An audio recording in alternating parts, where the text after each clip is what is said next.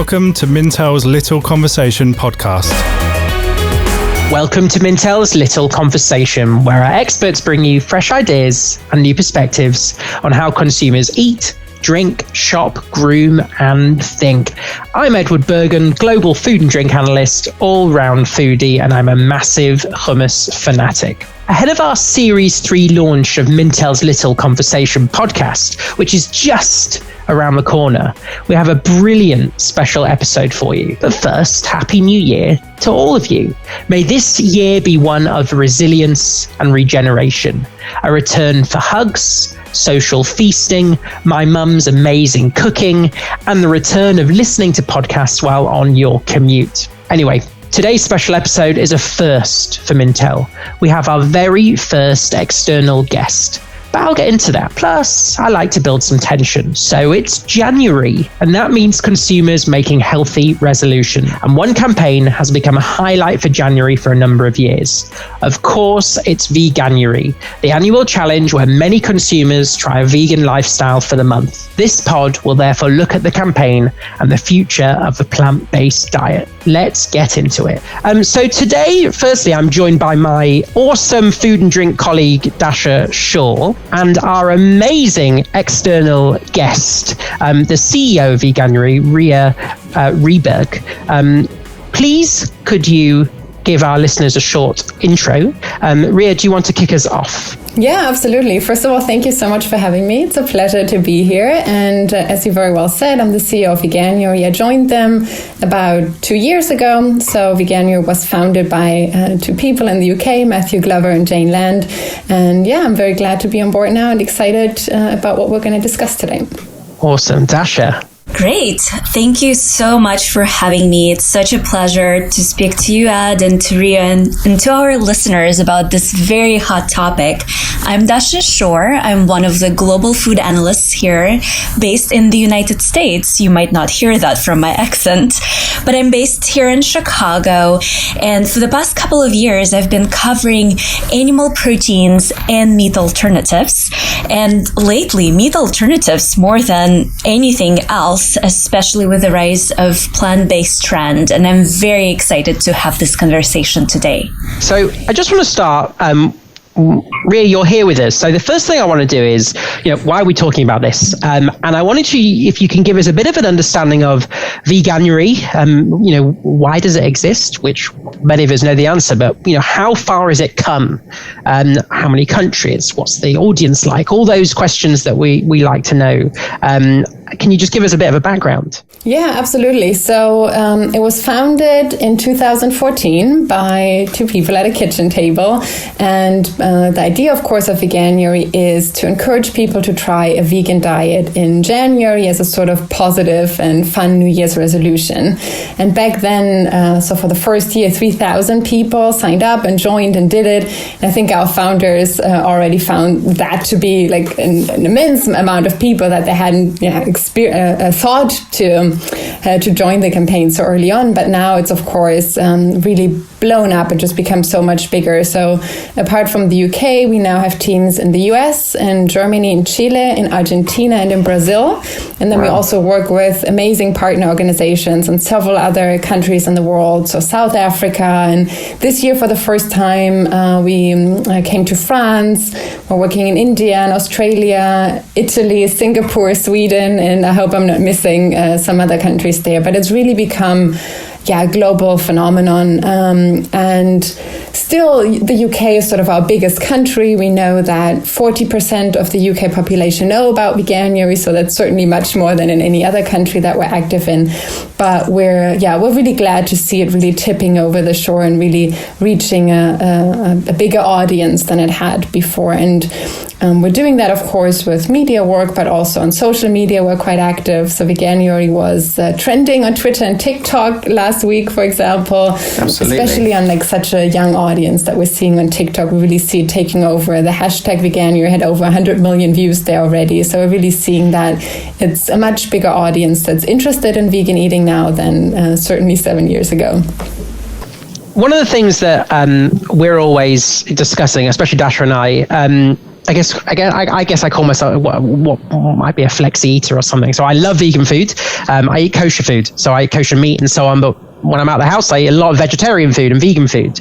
And growing up, I was stuck with tofu and pasta, and now I'm really not, and it's amazing. Are you seeing the growth? And Dasha, if you can jump in.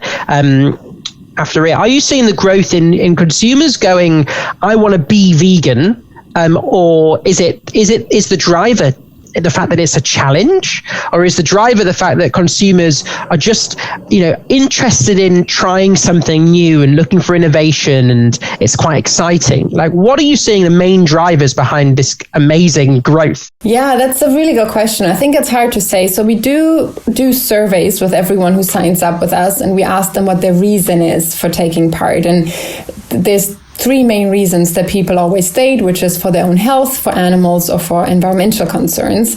But I think at the same time, we need to keep in mind that we wouldn't see this kind of growth in vegan eating and the amount of people that are interested in it if vegan foods weren't much more visible now, much more available now, of much better quality than they were, let's say, 5 years ago. And that, of course, is what explains these huge numbers, because animals were being hurt by, industrial farming 10 years ago as well, but not the same amount of people was willing to do challenges like Veganuary or try a vegan diet. And that for us at Veganuary is also why corporate engagement plays such a big part in the work that we do here. So we work with hundreds of businesses, among them many fast food giants such as Burger King or Subway. We work with most supermarkets and retailers. We work with restaurant chains such as Pizza Hut, or with delivery services a lot this year as well.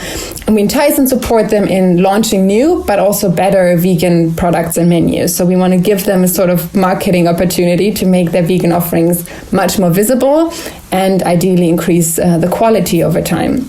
And to me, really, this is sort of the main driver of change and where the real enormous impact of the Veganuary campaign lies, because companies are spending millions of marketing dollars on advertising their vegan products instead of animal products, and therefore they're helping spare not only animals' lives, but also they're protecting the environment on a massive scale. So I really see that this is sort of the main reason and driver, and that's why we're so excited to see that so many companies are embracing it, and not just individuals, so to say. Do you see, Dasha, in this, thank you by the way, do you see the driver in the States, being, as well, that's where you're sitting, but as similar to that? What are you seeing out there? Yeah, so jumping in on that, Ria, I absolutely agree that this is a little bit of a chicken and egg situation. Funny use of words. I think we need to find a different. What's I don't know what it says a metaphor. I don't know. Plant-based nugs, and apparently just egg substitutes question. Nice. Okay. So we can really see that initial interest in first meatier offerings like burgers from Beyond Meat or Impossible Food, generating a lot of buzz around plant-based meat substitutes. And of course, that prompted more investment, more innovation in this space. And just like Ria mentioned, the availability of these products has increased exponentially, especially with direct-to-consumer companies. In the US here, we have Hungry Root, we have Vegan Essentials, we have grocers, online grocers that specialize in curated selections of healthy, plant-based, vegan options for delivery directly for consumers. So with more new offerings, convenient delivery, consumers are really enjoying all of the options that they can explore and try, which prompts subsequent engagement with the category. But one thing that I want to really clarify here is that we need to separate veganism from the plant-based trend, because these are different things and different motivations here. Veganism, speaking for US especially, is very niche. A small fraction of consumers are identifying themselves as vegan, and the vast majority are describing themselves as omnivores, carnivores, flexitarians, you name it. And I think what's important, it's not just one driver, it's the multiple drivers like taste and desire for more variety, ethical, environmental considerations. But what Mintel data shows and what we're finding is that health is the absolute number one driver for these choices and these changes. And of course, we'll talk about it more, I'm sure. COVID-19 has brought health to the fore, which is really prompting more consumers to avoid foods of animal origins or to add more plants into their diet. So it's not necessarily about eliminating meat, but adding more plants because consumers are more health conscious and they see plants as better for you. Yeah, absolutely. I think that's it. I think it's the difference in the campaign or the vegan trend 5 or 10 years ago is that maybe it didn't meet the mainstream consumer, and now it really is, and it's down to taste and quality and health. I just wanted to ask about your data, Ria, because I know you analyze your data. What do you see as the uptake of your campaign, of people who, when it comes to February, are they still doing it? How many stay in eating vegan food? Or do you get some data of, I'm eating more vegan food as a result? Because that would be so interesting, because I guess as the campaign grows and more noise and more consumers tasting the amazing stuff coming out, what do you see as that kind of the post-January trend? Yeah, absolutely. And we do, of course, ask all the participants, and a certain percentage of them answers. And from those that answer, we know that each year about 50%, so half of them actually want to stick to a vegan diet. Wow. That is, we need to say, more the case with people who actually sign up with us than people who just say, I'm doing Veganuary, but I don't really get all this additional information that helps me through the month. So Kanta is looking at information there where they're saying that I think it was 18% of people who actually stuck with a vegan diet throughout the month of January, whereas it's much more than that for people that actually receive our resources and help. So I think there's a distinction to be made there between people that sign up and that we have data on, and then the general population that, as you very well said, are mostly flexitarians and not necessarily overwhelmingly vegan, of course. So we do see that there is a large percentage of the people that do it with us that want to stick with us. And even the ones that aren't, over 78%, I believe, of them say that they want to try a vegan diet again, or that they'll eat more vegan products. So we see that a lot, and that's kind of where the Veganuary challenge originated as well. The idea is, let's just try it for a month. If you like it, if you have a positive experience, if you see, and this is actually the main sort of response that we get, is that people find it easier than they thought it was going to be, than they expected it to be. So if you liked it, then stick with it, or stick with it, 80% or 90%. So we're quite pragmatic, I would say, at Veganuary, and we just feel that perfection is the enemy of the good. So everyone needs to make a choice for themselves, how much can I sort of make a decision of how many animal products do I want in my diet, and how much can I maybe drop and take the alternative. And that's really what Veganuary is about, of trying to reduce the amount of animal products in your diet and increase the amount of plant-based products, as much as a person could imagine doing in their personal life. Ria, I couldn't agree more. Outside of being a global food analyst, I'm also a registered dietitian. And what I'm finding is it's about presenting people with options and helping them visualize what that vegan or plant-forward plate looks like. Because I think before campaigns like Veganuary, before all of the plant-based options available on the market, for some people, it would have been a little bit tricky to picture that rice and beans plate. And now we have restaurants with colorful plates, upscale cuisine here in the United States and in Chicago specifically. We've seen so many plant-based menu options pop up. And with that, people can actually see what veganism and what plant-based diet really looks like. And so not surprisingly, even in our own data here at Mintel, we're seeing that people who tried meat substitutes last year and that ate meat substitutes last year, almost half said that they're eating more of this meat substitutes than the year before, which is really interesting because it means that they're curious and they're continuing to explore and they're sticking with these options that they discovered for themselves. So you got me getting into this lovely, I guess a shift in our conversation to this kind of innovation space. So I'm a great believer that consumers, we talked about, whether they've chosen to eat more vegan food because of health. Personally, I'm quite, when I think about consumers, I still think that taste always wins. And that's one of the reasons this category is doing so well. But the repeat purchase is down to the fact that these categories are just getting so tasty. And the idea of taste and also how you cook it, the convenience of it, the fact that you can have like a meat meal with a meat-free product that gives you the same joy that consumers expected from their meat food. And that's the kind of the opportunity that we've seen in this space. So I wanted to talk to you about innovation now. I know, Ria, that this is something I always do at Veganuary and through the year is follow your Facebook pages because it helps me to see what's launched. And then I go and shout to the Mintel product team to go, please go and buy this so that we can have it in our database. But what are you seeing? I mean, you can talk about last year's products too, but what sort of innovation are you seeing coming this year? What should our listeners look out for?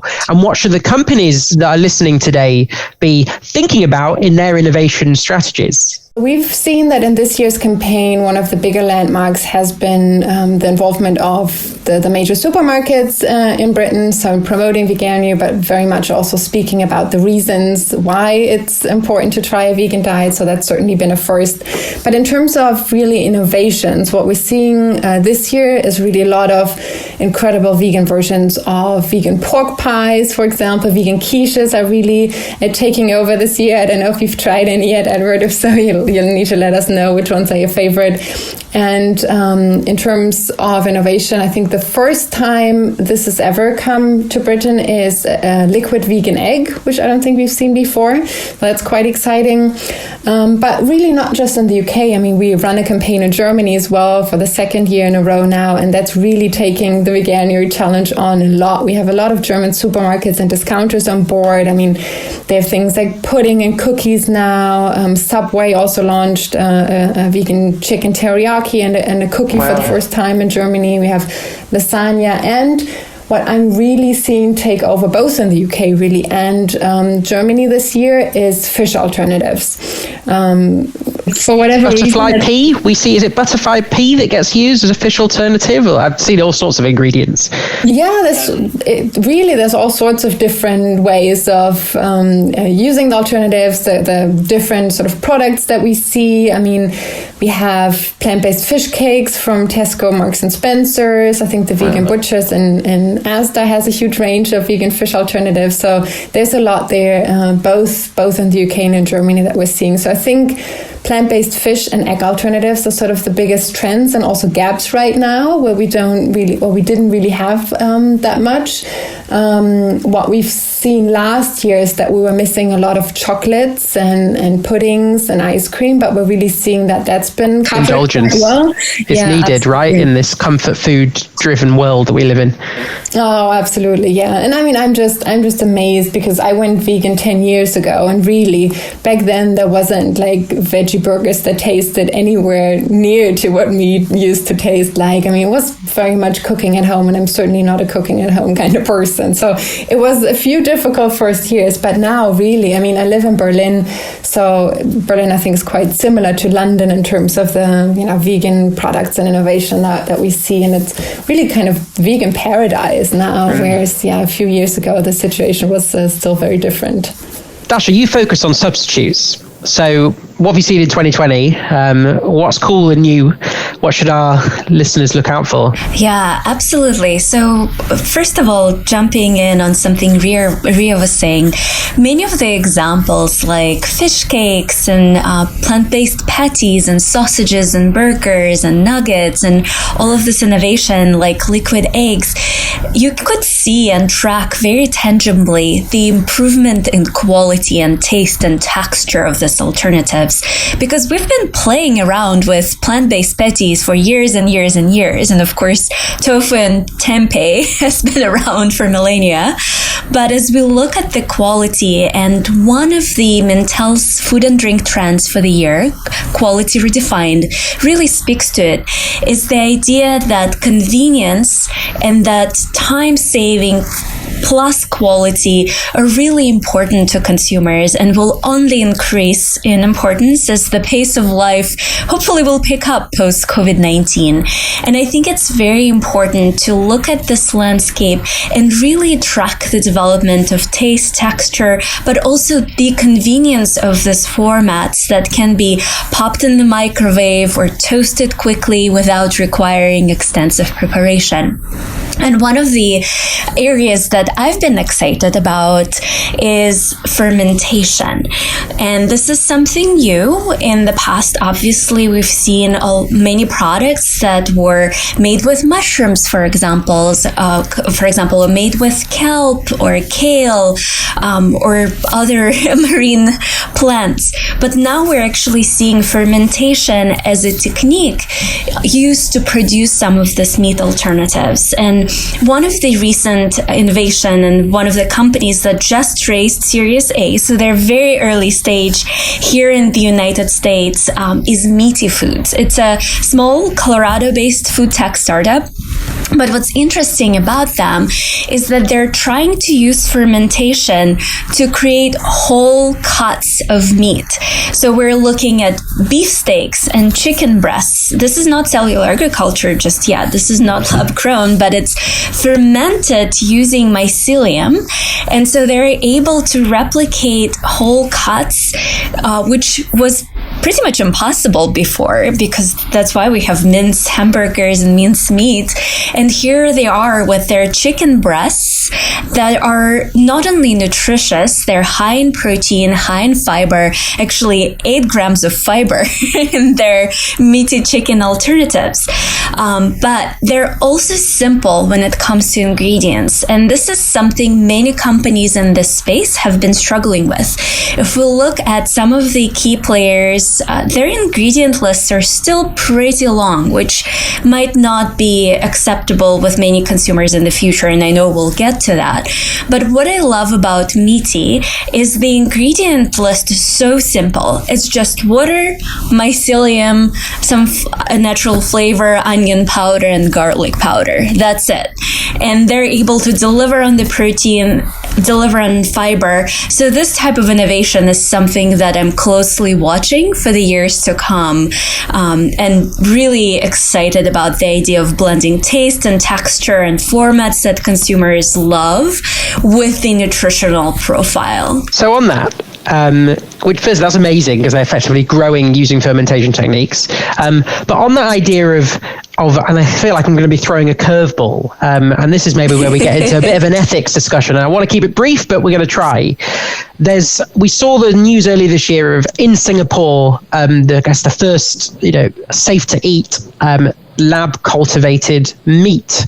I guess and I'm not a scientist, and Dasha, you may be able to explain when we come to you on how they do it, but taking from an animal cells and growing cuts of meat, and obviously there's all different ways of doing it. Whether you kill the animal or not, it depends on the process and how. But I want to ask Ria, because we wouldn't normally have you on a podcast, and I kind of I might be throwing you into hot water, but will these products suit the vegan diet? are they okay, or what are you looking for if they are to be accepted? I'd love to hear your thoughts if that's okay. Yeah, absolutely. And I mean, there's a lot of debate about this, and there will be a lot of debate once, it's more readily available for the actual public. Because as you said, right now, it's still way too expensive. And there was just this one sort of media stunt in Singapore where a restaurant had, and even just parts of the nuggets, I think it was, that they offered were actually lab cultivated, and it was mixed with plant-based foods. But yeah, I mean, I think, many people choose a vegan diet because, not because they don't like meat or because they don't want to eat animal products, but they choose a vegan diet because they don't want the harm to animals that's associated with it, or the harm to the environment that comes with it. So clean meat is certainly in our movement seen as a huge opportunity to virtually still eat the same products that you've grown to love, but taking the animal suffering and a lot of the environmental destruction out of the agenda. So therefore, it's seen as a huge opportunity to reduce the human footprint on the earth, and also to reduce huge amounts of animal suffering. But, and I think that's clear, certainly a lot of vegans are not going to consider it vegan food because it's still meat, it still comes from the animal. And I think we're at this point in time not quite sure, is there really going to be no animal suffering involved at all, or will there be some animal suffering involved? And I think it's completely understandable for someone who lives a vegan lifestyle for ethical reasons to say, well, I'm not going to be eating it. But clean meat or lab cultivated meat will not be targeted at vegans. It will be targeted at meat eaters. So it will be targeted at people that don't care about trends such as Veganuary right now. They don't want to eat plant-based options. They will insist on eating the real thing, the real meat. So it's going to be targeted at this crowd. And I think this crowd won't be necessarily convinced by other arguments, because otherwise they might have already been convinced, but rather it gives them the opportunity to just keep eating the same products that they love, but causing a lot less, or ideally, obviously, no animal suffering and a lot less environmental harm. Yeah, to jump in on that, cultured meat is certainly not animal free because there is initial harvesting of the cell using an animal, while of course keeping that alive. But what I think about Eat Just and their first regulatory approval in Singapore is that it really gives me hope for the future, especially as we think about all of the options people will have when it comes to protein.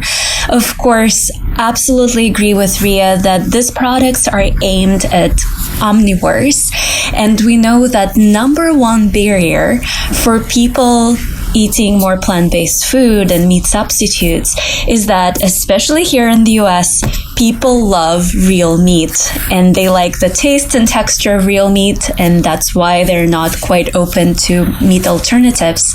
But what we're seeing, younger consumers are already expressing interest in all of the different types of protein. And as we think about further into the future, environmental pollution plus the hunger issue that we're seeing around the world will create space for cultured meat products, especially if they're able to reduce their prices significantly when they reach scale. And as we think about the need for protein overall as a planet, it will only increase as the populations increase.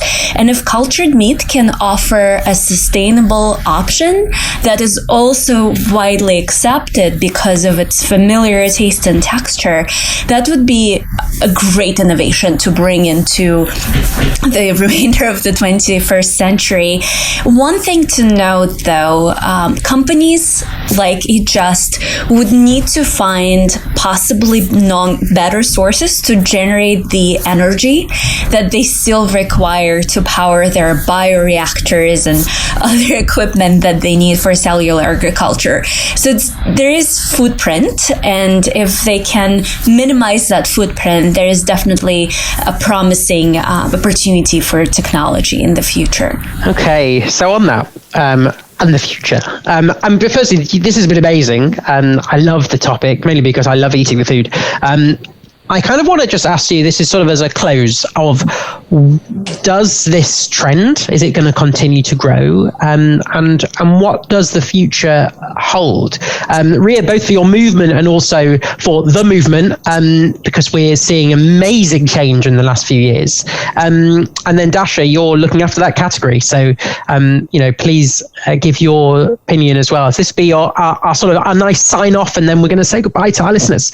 So Ria, take it away. Yeah, this is certainly one of my favorite questions because, yes, obviously I believe veganism is here to stay and to grow. And I really also think we don't have another choice. I mean, we will not be able to feed 10 billion people by 2050, let alone, get the climate crisis under control and prevent future pandemics if we don't significantly reduce the amount of animal products we eat. I mean, that's a fact by now. I think there's very few people out there in the world that will want to debate that. And even right now, there's over 100 million people suffering from hunger, and we would be able to feed, even now, the entire global population if we didn't have an incredibly inefficient food system right now. One that, uses resources such as soy and grains, but not to convert it into food that we as humans eat and to feed the hungry, but instead to feed it to farmed animals so that, enormous amounts of meats are being eaten in Western countries. So I think just in terms of looking at the main global crises that we're going through as humanity and as a population, we'll definitely need to be more mindful of the foods we eat. And that's not to say like everyone's going to go vegan overnight. We all know that's not going to happen. But I think just significantly reducing the amount of animal products that we're eating in Western countries is certainly going to help. And I think, the great news with all of this is, and I don't want to sort of end on such a negative, doomy topic, but I mean, we can all eat really delicious, as you said, Edward, really amazing, varied food now. Like, we don't have to really miss anything when we go vegan. There's incredible alternatives out there. And I think year on year, it's going to keep growing and we're going to see more innovation happening. So and that's what many people say. It's not necessarily sort of something negative or that you're missing something, but it's something new that you're learning, and you're going to find new and sometimes even more delicious products that you're going to be able to put into your mouth. And I think that's something exciting and something to look forward to, rather than feeling like, we're going to be missing out in the future, or like the good years are over. I think quite the opposite is true. I think we're going to see incredible innovation, and we're going to be able to align our food system more with our values, because I think no one wants to support environmental destruction and animal suffering. So I think we're going to be able to align our values more with what we're actually able to see in the supermarkets and order in the restaurants. And I'm really excited about it, to be honest. We are too. Dasha. Yeah. So what I'm really excited about in the future is just the variety of option consumers will have, whether it's meat from animals, plant-based alternatives, or even protein from cellular agriculture. And while not all land in the world can sustain growing plants, there are definitely options available when it comes to protein. And I love to say that similar to the book title, what got you here won't get you there. And there is a bit of a strategy shift that will need to happen when it comes to meat substitutes specifically, especially as more competition gets into the market. And one of those strategy shifts is, in addition to that taste and texture improvements in all of the variety of formats, we will see meat substitutes actually proving their health proposition. If we're saying that health is so important to consumers, the future of the meat substitutes and possibly of the plant-based diets, because it has to be convenient and tasty, but also healthy, will depend on that nutritional proposition, proving that they're actually nutritionally comparable or superior, not just mimicking meat, and cleaning up those ingredient lists, simplifying. And lastly, I know we haven't touched on this too much, but I do think as we are still battling COVID-19 pandemic and we are facing recessionary economies, price, so quality in terms of dollars spent, quality and value in terms of convenience and taste and nutrition will all have to be delivered through this product. But I'm very excited because then consumers will have so many choices and so many options to incorporate into their diet. And maybe it will inspire some dedicated meat eaters to incorporate some plant-based patties into their dinner and choose more responsibly produced animal proteins. Wow, brilliant. Both of you, thank you so much. What a way to kick off our year, especially with a topic that is pretty relevant right now. Ria, thank you so much for your time. And it's been, as I said at the beginning, it's been a bit of an honor for you to be our first external guest. And I guess when Dasha and I first discussed having you, considering we both talk about this topic a lot, it's awesome. So thank you both for joining. Thank you for having us. I thought it was really interesting getting your feedback and input there. Thank you. Awesome. Thank you. It's such a pleasure to just be here and have this conversation. I wish we had another hour for this discussion. Oh, absolutely, 100%. I could talk about this the whole time because really it goes straight into my stomach because I quite like enjoying eating everything. So, to our listeners, once again, please stay safe, look after each other, and most of all, eat well. Please go and try some of the new foods that are coming out this month. There's a lot out there. I just tried a vegan what was it, like a pastrami sandwich from Marks and Spencer's, like a New York deli sandwich. Awesome. Try it out. Anyway, so thank you for listening. Make sure to subscribe, to rate, review us on all the platforms that you can get podcasts. This is our new series, so expect lots more episodes coming up on some amazing topics that we're going to be covering this year across, FMCG industry, not just food and drink. And if you want to know more about Mintel, check us out on mintel.com. Ria, how do we find out about Veganuary? Veganuary.com. Brilliant. And I know their Facebook and clearly TikTok and other social media platforms are full of very tasty ideas and some amazing facts and figures about this whole industry. So check them out too. Otherwise, we will catch you next time for Mintel's Little Conversation. Thank you very much for listening.